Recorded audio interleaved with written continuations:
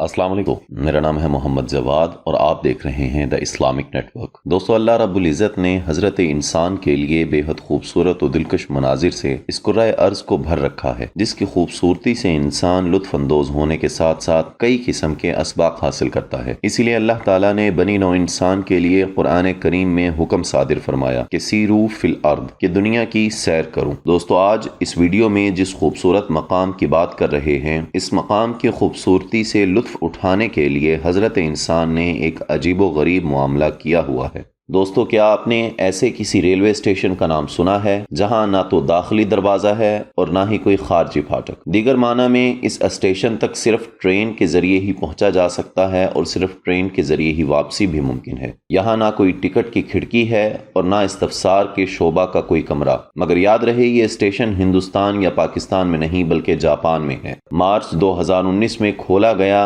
सरयू महारिशी की दुनिया का एक ऐसा ही अनोखा रेलवे स्टेशन है। इसकी तामीरी लागत 112 मिलियन जापानी करेंसी है। ये जापान के इलाका यामागोची प्रीफेक्चर में नागावा और निकासा स्टेशनों के दरमियान वाक़ है। इस स्टेशन तक रसाई सिर्फ ट्रेन ही के जरिए मुमकिन है, क्योंकि इस स्टेशन तक जाने के लिए ना कोई सड़क है और ना कोई फुटपाथ। ये दरियाए नक्शी के किनारे पर बतौर प्लेटफॉर्म इसलिए तामीर किया गया है कि ज़ायरीन इस दरिया और आसपास के हसीन नज़ारों से लुत्फ़ अंदोज़ हो सकें। जापानी अल्फाज सरयो महारिशी एकी का तर्जुमा कुछ यूं बनता है, एक ऐसा स्टेशन जहां से झरने को साफ देखा जा सके और यहाँ सिर्फ ट्रेन के जरिए ही पहुंचा जा सकता है। फिर स्टेशन की तामीर ही कुछ इस तरह से की गई है कि यहाँ ज़ायरीन ट्रेन के जरिए पहुंचें, माहौल के हसीन मनाजिर से लुत्फ़ उठाएं और वापसी की ट्रेन से रुखसत हो जाएं। मौसम बहार और कुदरती हरियाली के हवाले से